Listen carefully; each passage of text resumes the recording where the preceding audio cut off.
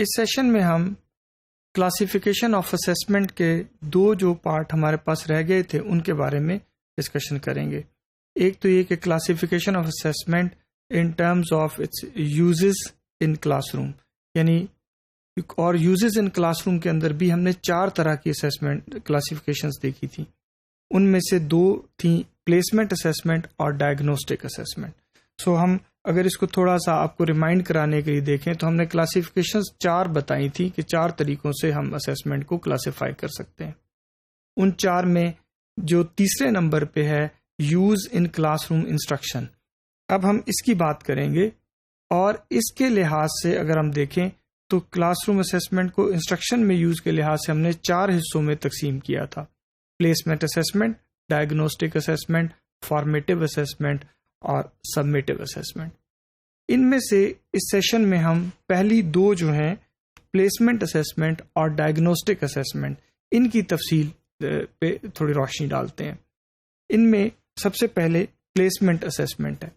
Placement assessment سے ہماری مراد کیا ہے کہ جب ہم کسی اسٹوڈنٹ کو اس لیے اسیس کریں کہ ہم یہ فیصلہ کر سکیں کہ اس کے پاس کسی بھی کورس میں پڑھنے کے لیے یا کسی بھی کلاس میں کسی بھی مضمون کو پڑھنے کے لیے جو پری ریکوزٹس ہیں، وہ باتیں جو اسے پہلے سے آنی چاہیے، یہ ان کو کس حد تک جانتا ہے، کس حد تک ان کی ماسٹری رکھتا ہے، تاکہ ہم یہ فیصلہ کر پائیں کہ اگر اس کو اس کے موجودہ لیول پہ رکھتے ہوئے اس کلاس میں شامل کر دیا جائے، اس کورس میں شامل کر دیا جائے، تو کیا یہ اس کورس کو سکسیسفلی کمپلیٹ کر سکیں گے یا نہیں. اگر ہمیں یہ سمجھ آئے کہ ابھی اس کا لیول وہ نہیں کہ اس کو اس کورس میں داخل کیا جا سکے، تو ہم اسے سجیسٹ کرتے ہیں کہ اس سے پہلے یہ فلاں چیز پڑھ کے اس میں مہارت حاصل کر لیں، پھر ہم اس کو اس کورس میں انرول کریں تو اس کی کامیابی کے چانسز زیادہ ہوں گے.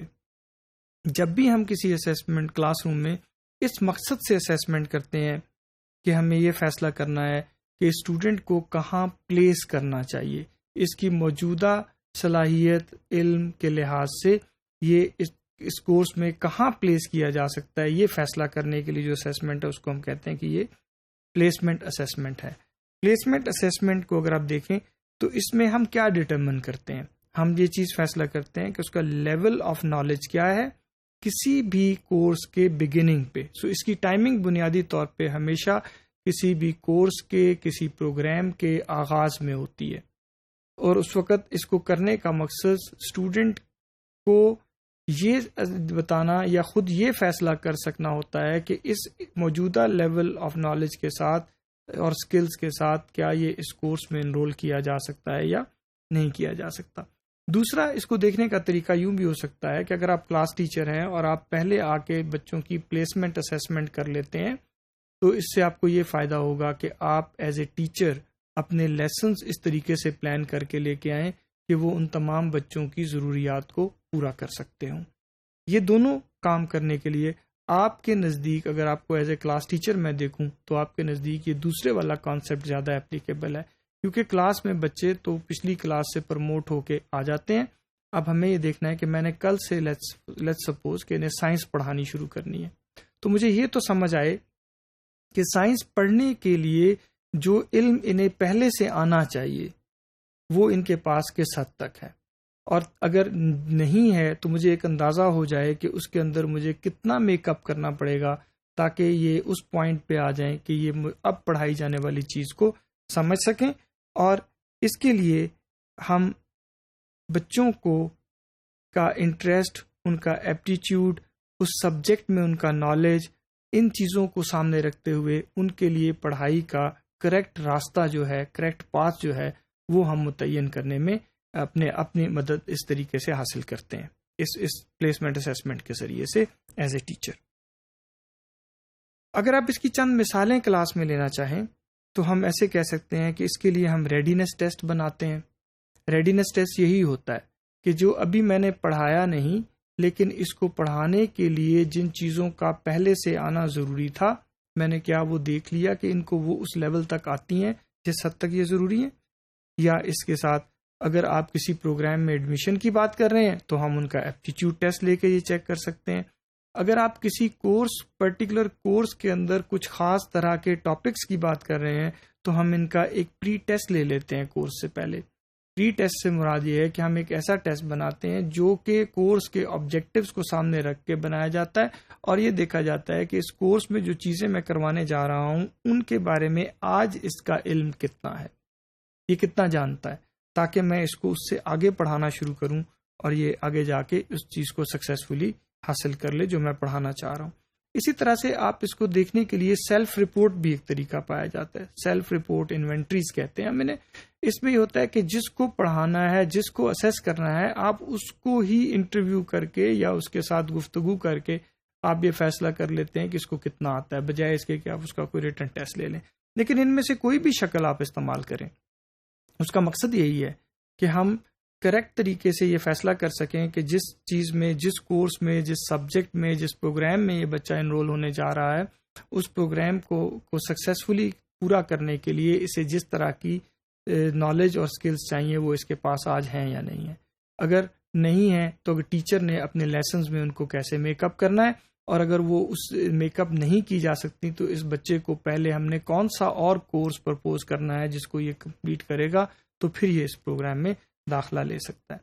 اس کے بعد دوسرا کانسیپٹ جو ہم نے ابھی اس سیشن میں دیکھنا تھا وہ تھا ڈائگنوسٹک اسیسمنٹ کا۔ ڈائگنوسٹک اسیسمنٹ جو ہے یہ ایک بہت ہی اہم حصہ ہے اسیسمنٹ کی کلاسیفیکیشنز کا۔ آپ دیکھیے کہ اس کے ذریعے سے ہم کیا فیصلہ کرتے ہیں، ہم بچوں کے اندر کسی بھی پرسسٹ کرنے والی چیز، اس میں دیکھیں یہ لفظ ہے پرسسٹنٹ، یہ امپورٹنٹ لفظ ہے اس کا، یعنی ڈائگنوسس کسی عام مسائل یا لرننگ ڈیفیکلٹیز کے لیے نہیں کیا جاتا۔ ڈائگنوسس کی ضرورت تب پڑتی ہے جب کوئی ایک لرننگ سے ریلیٹڈ پرابلم بچوں میں مسلسل پرسسٹ کرتا ہے۔ میں ایک مثال کے ذریعے سے، ایک انالوجی کے ذریعے سے آپ کو یہ سمجھانے کی کوشش کرتا ہوں۔ دیکھیے، اگر آپ کے سر میں درد ہوا اور آپ نے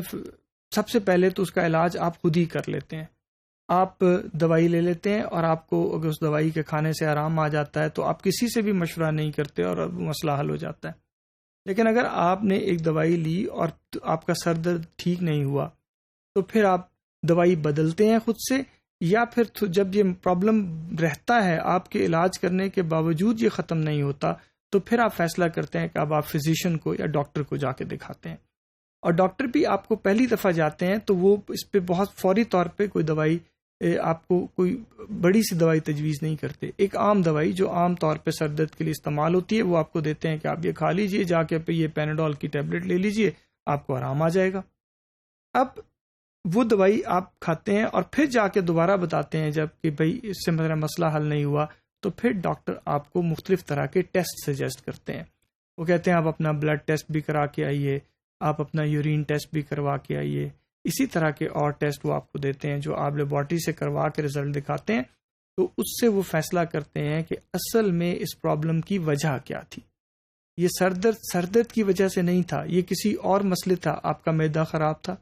ہو سکتا ہے کہ آپ کو کوئی اسی نوعیت کا اور مسئلہ تھا جس کی وجہ سے یہ سر درد ہو رہا تھا۔ تو ٹیسٹ انہیں سمجھاتے ہیں کہ سر درد کی اصل روٹ کیا تھی، بنیاد کیا تھی، پیچھے وجہ کیا تھی۔ اب اس وجہ کو دور کرنے کی دوائی وہ آپ کو دیتے ہیں اور پھر آپ کو آرام آتا ہے۔ اس ساری بات کا مطلب یہ تھا کہ ڈائگنوسس جو ہے وہ پہلے ہی دن شروع نہیں ہو جاتا جب مسئلہ سٹارٹ ہوتا ہے، یہ صرف ان مسائل کے حل کا طریقہ ہے جو مسائل پرسسٹ کرتے ہیں۔ اب میں آپ کو ایک بالکل اپنے اوپر بیتی ہوئی مثال بتاتا ہوں۔ میں چھوٹے بچوں کو میتھمیٹکس پڑھاتا تھا بہت سال پہلے، تو ایک بچہ جس کو سنگل ڈیجٹ نمبرز کو ایڈ کرنا آتا ہے، جب میں نے وہ طریقہ سکھا دیا کہ 5 جمع 4 کیسے کیا جاتا ہے، 9 جمع 1 کیسے کیا جاتا ہے، تو وہ ٹھیک کر لیتا تھا، لیکن چند سوال ٹھیک کرتا تھا اور چند سوال غلط کر دیتا تھا۔ اب اگر کسی بچے کو جمع کرنے کا اصول آ گیا تو پھر تو جتنے سوال دیں سارے ٹھیک ہو جانے چاہیے تھے، لیکن ٹھیک نہیں ہوتے۔ اب میں نے نوٹ کیا کہ وہ کس طرح کے سوالوں کو غلط کرتا ہے۔ اب دیکھیے، جب بھی میں اس کو سوال دیتا تھا 1 جمع 9، تو 1 جمع 9 میں 1 اوپر ہے 9 نیچے ہے اور درمیان میں جمع کا نشان ہے، تو اس کی ٹیچر نے اس کو سکھا رکھا تھا کہ آپ نے 9 کو یہاں رکھنا ہے ہاتھ پہ اور اس کے آگے 1 گنیں گے تو جواب آ جائے گا۔ یہ جواب وہ ٹھیک نکال لیتا تھا، لیکن یہی سوال میں بجائے 1 جمع 9 کے 9 جمع 1 لکھ دوں تو اسٹوڈنٹ کو یہ کرنا پڑتا تھا کہ وہ 1 یہاں رکھتا تھا اور اس کے آگے 9 تک گنتی کرنا چاہتا تھا۔ جب وہ انگلی پہ اپنے 9 تک آگے گنتا تھا تو اس پروسیس میں کہیں اس سے بھول چوک ہوتی تھی اور وہ جواب ٹھیک نہیں نکال پاتا تھا. اب یہ پرابلم دیکھیے کہ ہر بچے کا نہیں ہے، اور یہ ایک خاص بچے کا ہے، اور وہ پرابلم اس اسکل سے متعلق نہیں ہے جو اسکل میں سکھا رہا تھا. میں تو جمع کرنا سکھا رہا تھا، انگلیوں پہ کیسے گنتے ہیں یہ میں نے نہیں سکھایا، لیکن جس طریقے سے وہ پیچھے سے سیکھ کے آیا ہوا تھا وہ مسئلہ اس کے لیے پرابلم کر رہا تھا. جب میں نے اس کو بہت سارے ایسے سوال دے کے یہ بات چیک کی کہ وہ کس طرح کے سوال غلط کرتا ہے، اور پھر ان سوالوں میں ایک کامن بات نکالی کہ وہ کامن بات ہے کیا جس کی وجہ سے غلطی ہوتی ہے، تو مجھے سمجھ آیا کہ یہ اس کا مسئلہ ہے. یہ اس طرح کے پرابلم کو کہتے ہیں کہ پرسسٹ کرنا، یعنی آپ کی عام طور پہ دی گئی گائیڈنس سے یہ مسئلے حل نہیں ہوتے، پہلی بات. دوسری بات یہ کہ یہ ہر بچے کا مسئلہ نہیں ہوتا،